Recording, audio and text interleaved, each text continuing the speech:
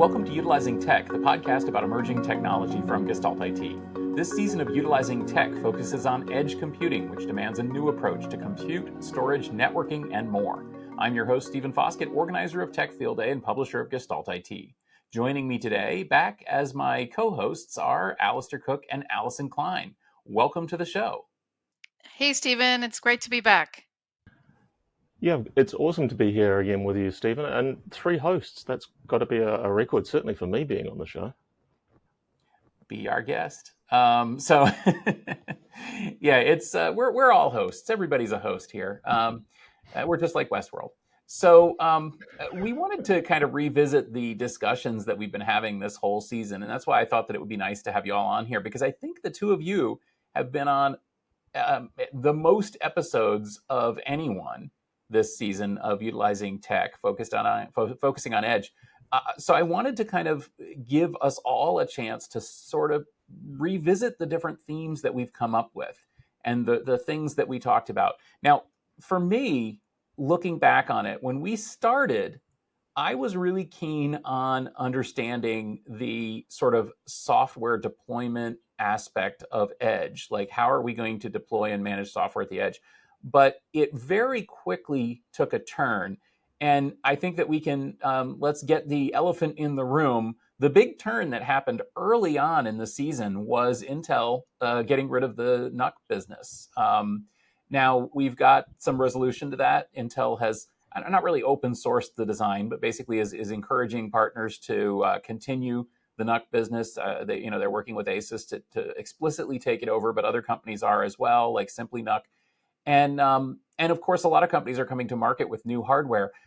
Is the question about hardware a non-starter? Is it just solved?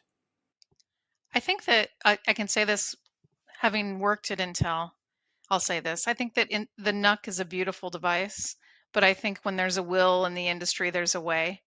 And we will find alternative platforms, either from those that are inspired by the NUC directly or from competitors coming in with even better ideas.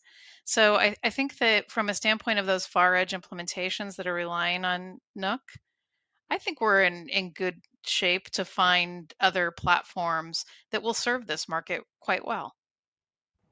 Yeah, I think we have seen a heck of a lot of different vendors coming up with things that look like a NUC but aren't a NUC. And so in some ways, the move by Intel was to inspire the market to move beyond PCs and mini ITX and get to a low-cost solution that allows you to run a reasonable amount of compute without having a lot of infrastructure around it. And they've achieved that. So it really does help a lot that they've brought the market on, and now there's multiple choices of possible solutions to this problem, including some that have the same form factor but different processors. Yeah. And I think that's really right. What you guys are saying, that maybe we got too in love with that little box. I mean, it's a lovable little box. You got to love it. But truly, there are maybe better solutions. And so another topic that I'm seeing on the hardware front is sort of the collision of the two approaches to deploying hardware at the edge. And I'm calling those the duck versus the mini server.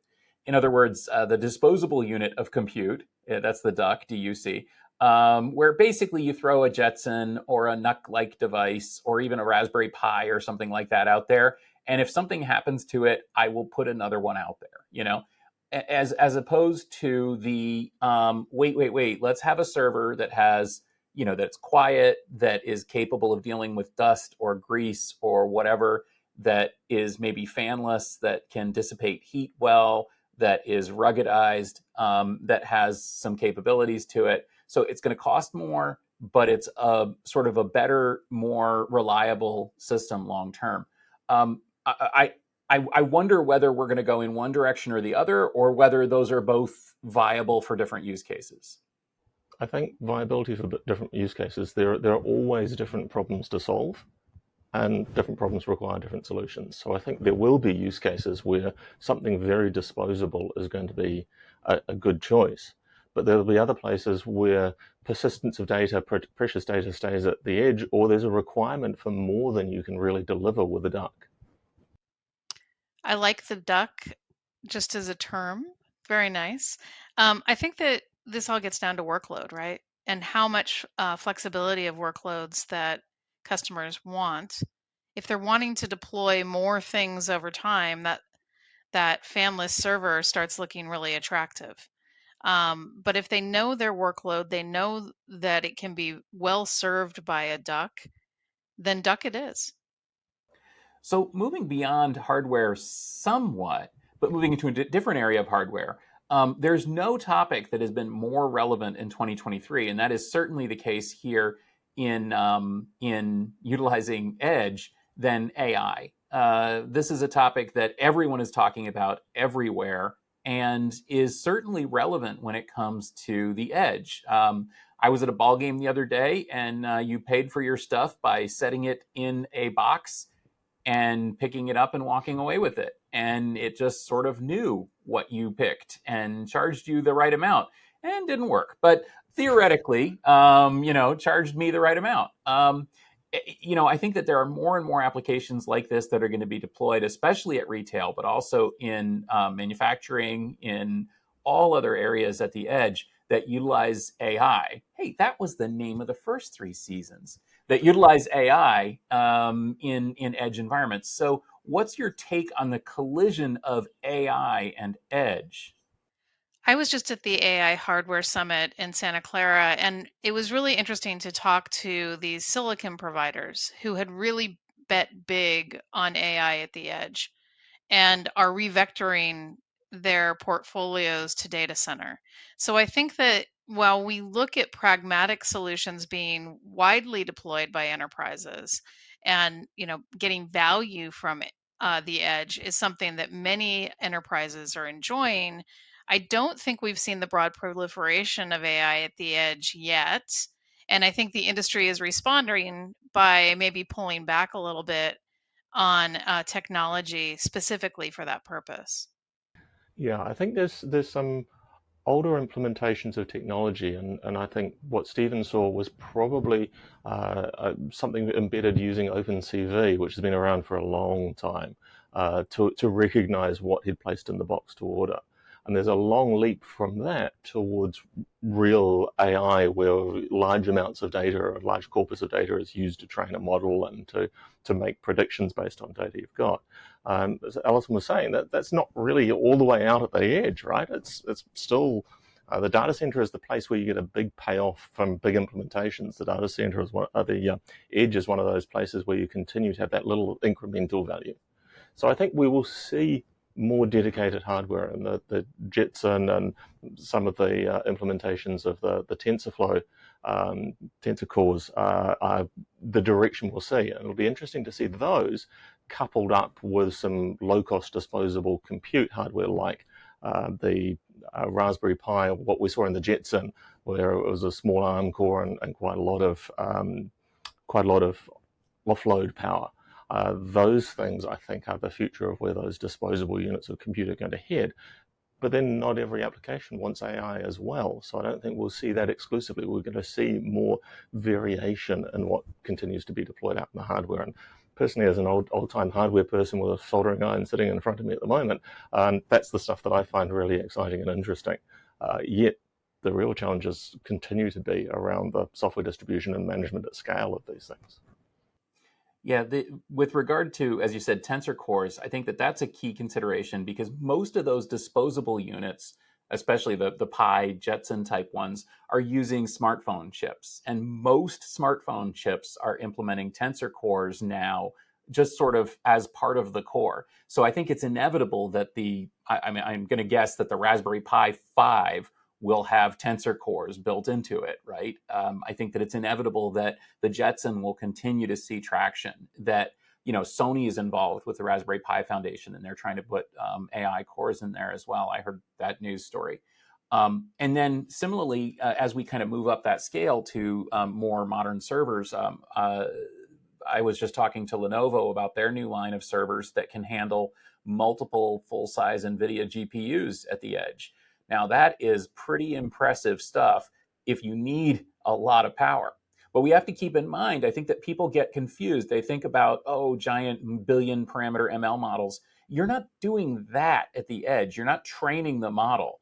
You're using the model. You're utilizing it. So as our friends at ML Commons, who joined us on previous seasons, as our friends at ML Commons talked about with ML Perf, if you look at the ML Perf inferencing tests, you'll see that there's a whole range of hardware that can support inferencing applications at the edge, all the way from, yes, an H100, all the way down to a mobile device and even CPUs. That's the interesting thing. Intel showed that their Xeon CPUs are able to run large language models effectively for some limited applications without a GPU at all. And I think that that's from a hardware perspective. Again, the answer comes back to, well, it depends on what you're doing. It depends on what your workload is, and there's an answer for it. If you need a ton of GPU, go buy yourself one of these Dell or Lenovo or Supermicro servers with an NVIDIA card in it. If you need less, I don't know, maybe you look at a Gaudi 2, maybe you look at something with a Tensor Core, or maybe you just run it on the CPU and wait a little bit. Does that seem reasonable, Allyson? I think so. I think that we've known that inference runs well on CPU in a lot of applications for a while. When you were describing that server, the thing that I thought about was, yes, they're going to power their workload, but can they power the server at the edge? That is going to consume a tremendous amount of power to have that many GPUs in a box. And are we going to be looking at power configurations and edge implementations like we do in data centers right now? That scares me a little bit. Yeah. Well, and then you have to worry about the environmentals because, if you don't want it to be a screaming fan and to suck down tons and tons of power, if you want it to be robust, and those are all things that these big server companies are really, really zooming in on because they realize they need to address power, cooling, ruggedness, everything.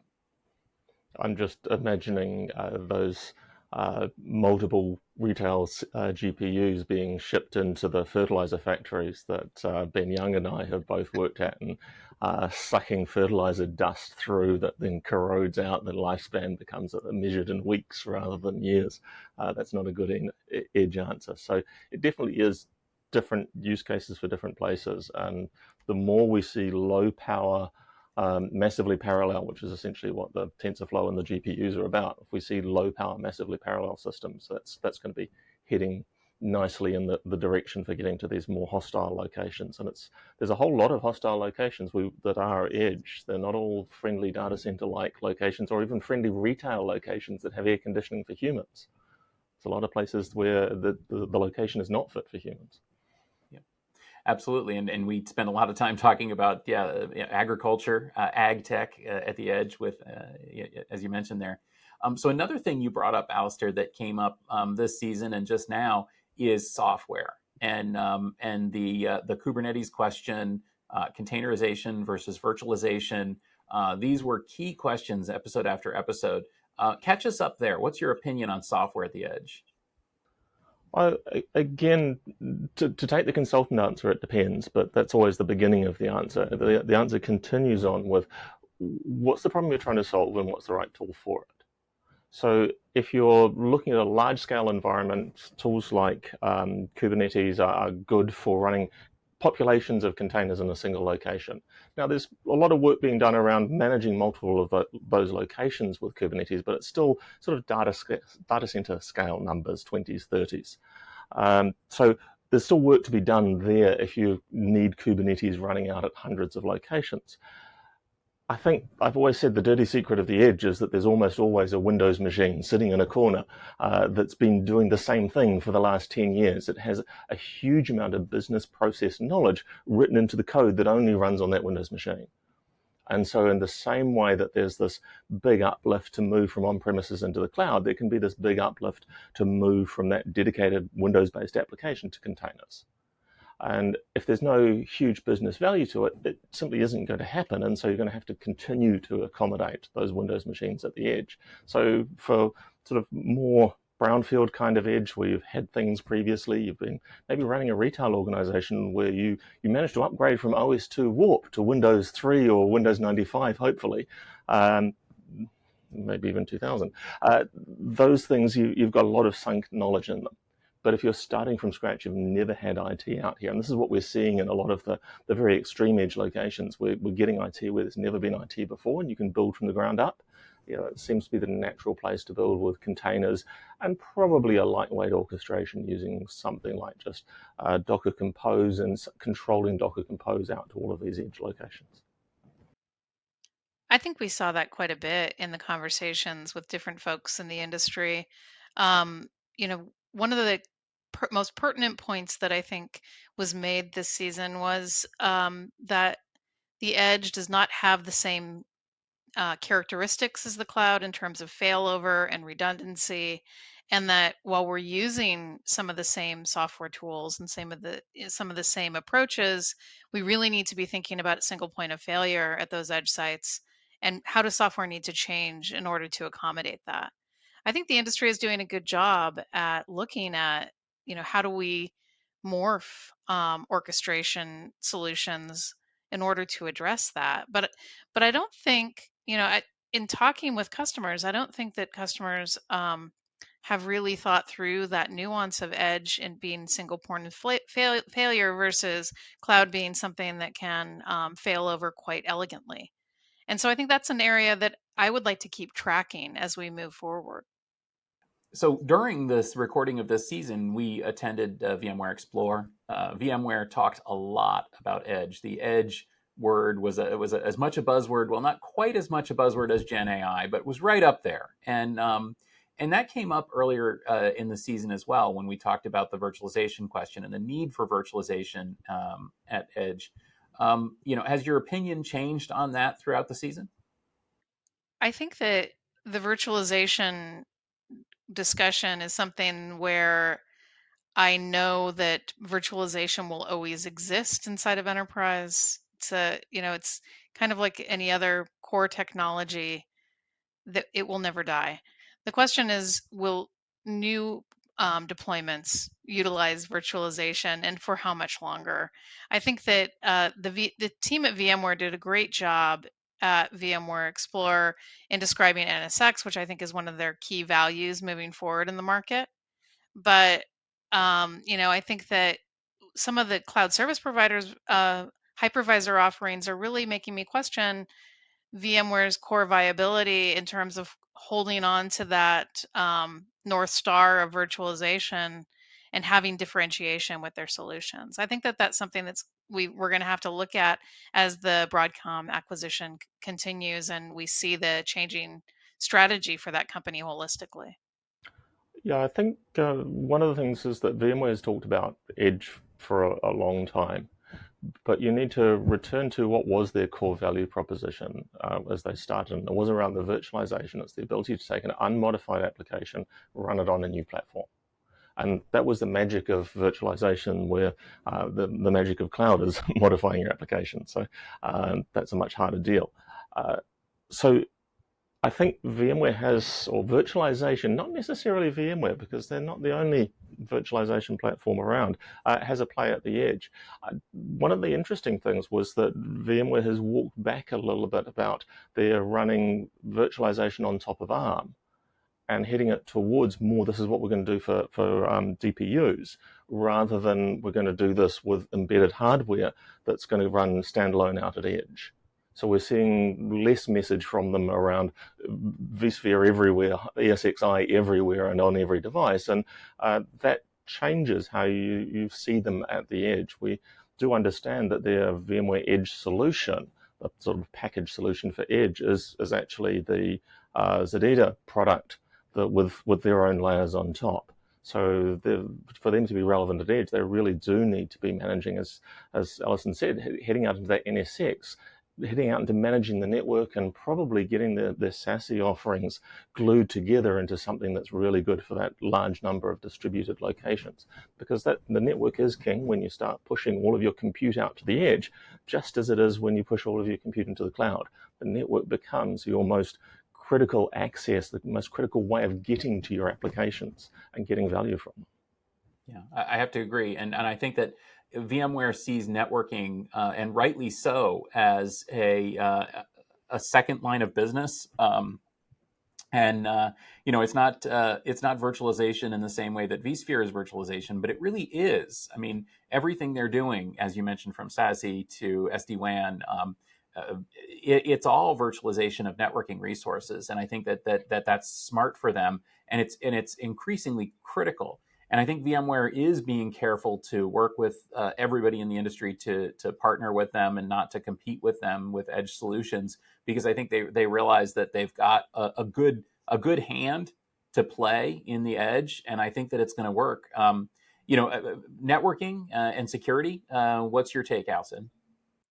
I think that when it comes to far edge and near edge, I think that one of the key differentiators are going to be those service providers that can deliver real value for network performance in that near edge.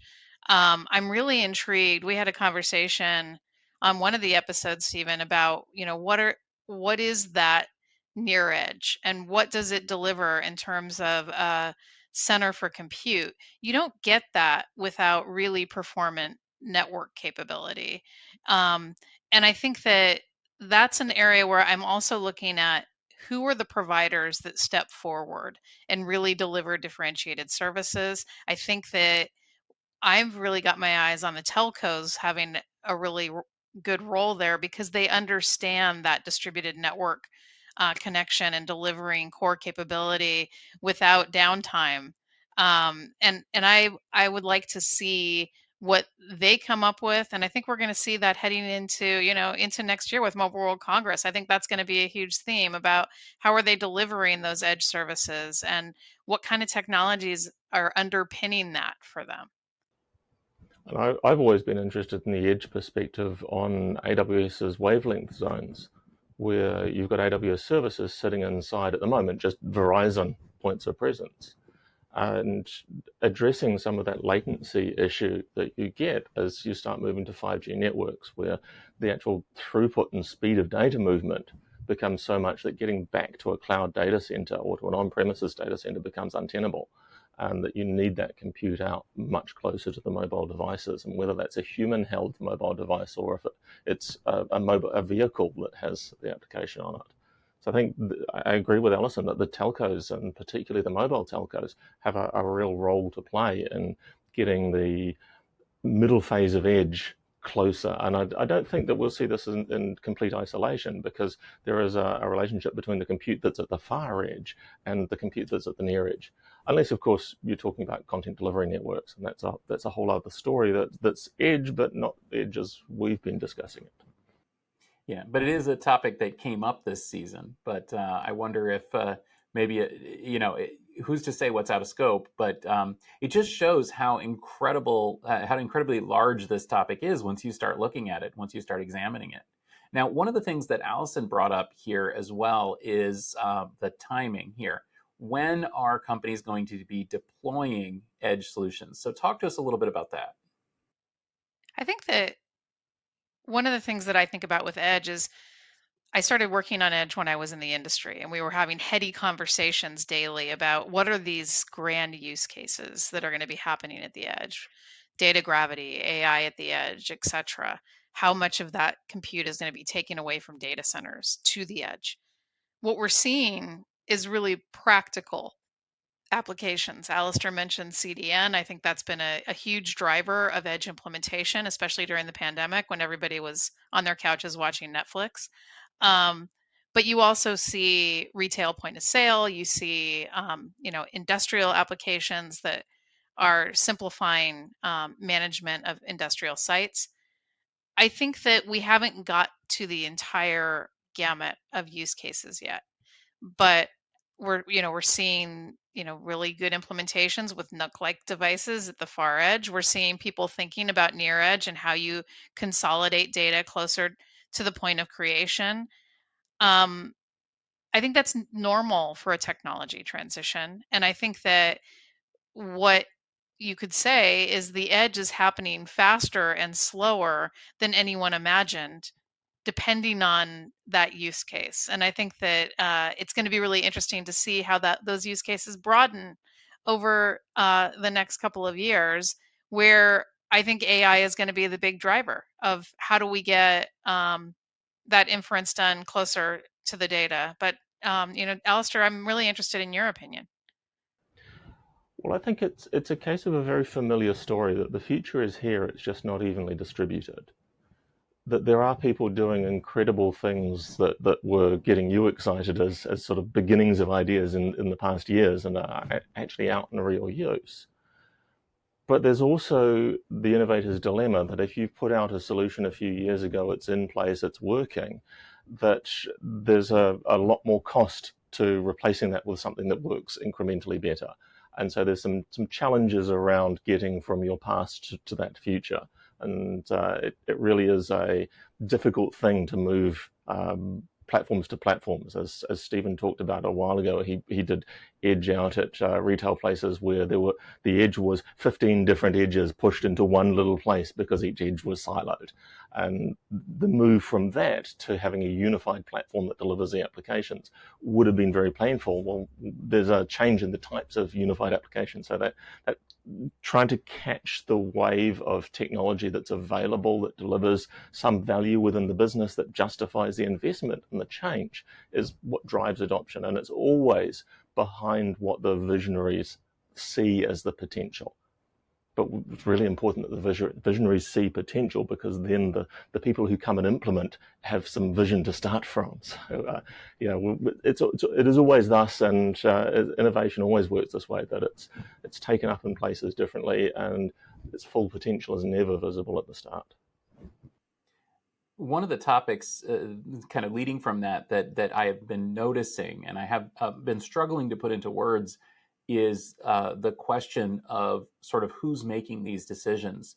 And I think that what you guys are saying just now makes so much sense, and it really kind of crystallizes it to me. It's all about the buyer. One of the reasons that Edge was so fragmented was because it wasn't really a conventional IT system at all. It was basically a collection of vendor solutions that were being deployed wherever they needed to be deployed, because that's what the line of business or that particular aspect of the business wanted.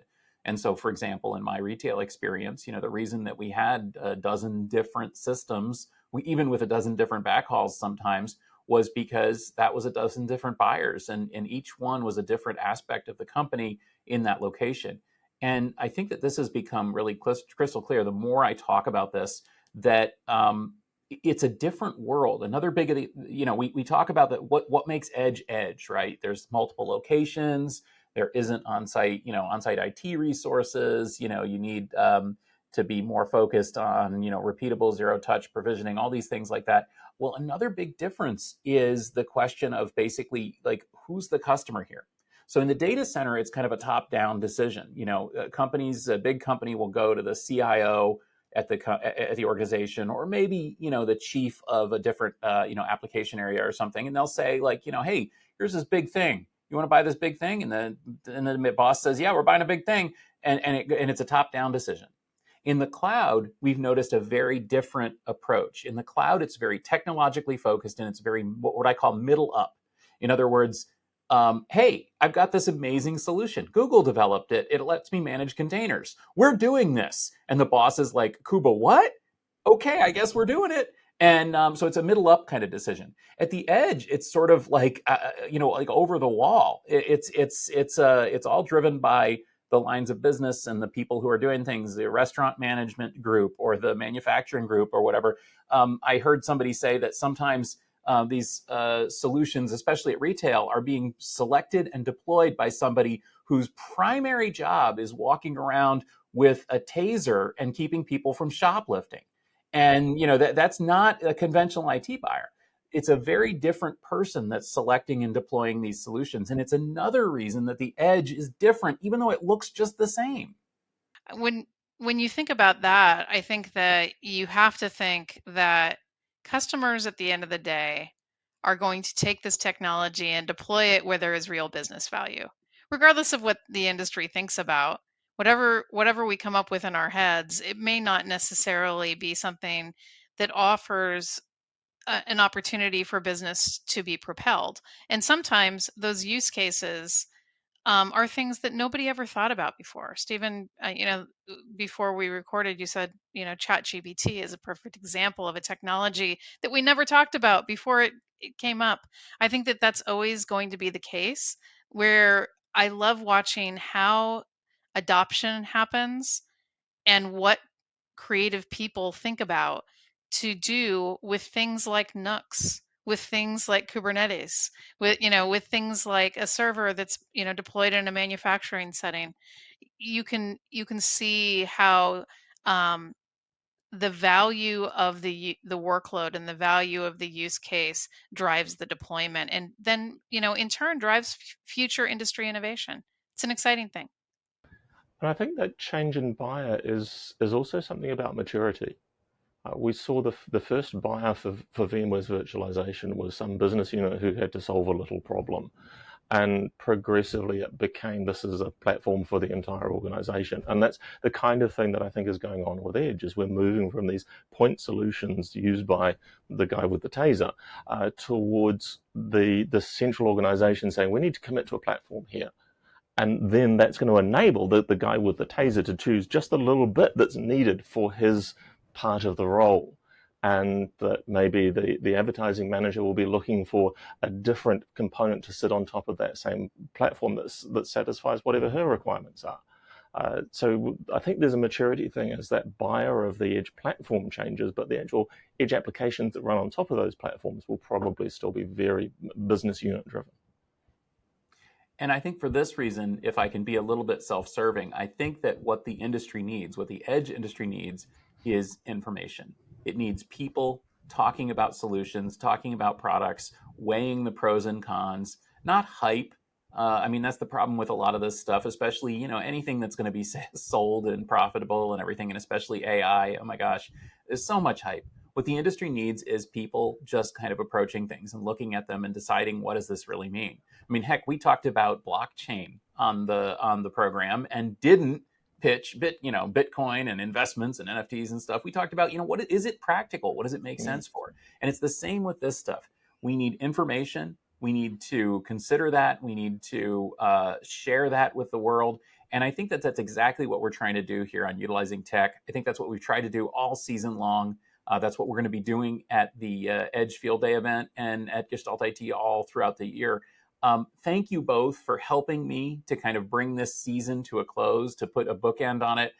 A phenomenal discussion that brought up kind of topics from every episode this season, and in a way that really made a lot of sense. So I really appreciate this time. If people are thinking, man, I would love to continue this conversation with Allyson or Alistair, where can they find you? Where can they continue this conversation? Allyson, let's start with you. You can find me at thetecharena.net and at Tech Allyson on what was formerly known as Twitter, or Allyson Klein on LinkedIn. You can download my Edge ebook that I've published just a couple months ago and at the beginning of this Edge series, and read about different companies that are doing really interesting implementations on the Edge. And you can find me, Alistair Cooke, online if you search for Alistair Cooke and put in something technical, not something sporting, and you'll find me. But also on the platform formerly known as Twitter as DemitasNZ, because demitas.co.nz is my company website, and you can find my writings there. And periodically in other places around the world, occasionally Gestalt IT asks me to write some things. And you will, of course, see both Allyson and I at future Tech Field Day events over the time. And that's a hugely valuable resource. I'll save Stephen from telling you that Tech Field Day is a great place to find lots of independent thought about a variety of different technology topics, particularly a lot of data center and networking technologies, which we've just discussed, are really important. So, Stephen, where can we find you in the next few months? Well, thank you, Alistair. Thank you for asking. So I'm Stephen Foskett. I will be hosting Edge Field Day here. You can find out more about that at techfieldday.com. I'll also be hosting our weekly Gestalt IT news rundown. Just go to gestaltit.com for that. We also have On-Premise IT, which is our Tuesday podcast. And yes, we will be doing another season of Utilizing Tech. We're still in the works on that, so keep an eye on Gestalt IT for the announcement of season 6, I think, of Utilizing Tech. Can't wait to talk about that. Thank you so much for this.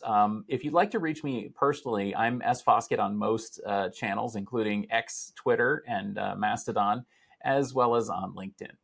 So thank you so much for listening to this season of Utilizing Edge, part of the Utilizing Tech podcast series. If you enjoyed this discussion, please do subscribe. You'll find us in your favorite podcast application. Please give us a review, give us a rating, let us know what you thought of the season. This podcast is brought to you by gestaltit.com, your home for IT coverage from across the enterprise. For show notes and more episodes, though, head to the dedicated website, utilizingtech.com, or find us on Twitter at utilizingtech or on Mastodon. Thanks for listening, and we will see you next season.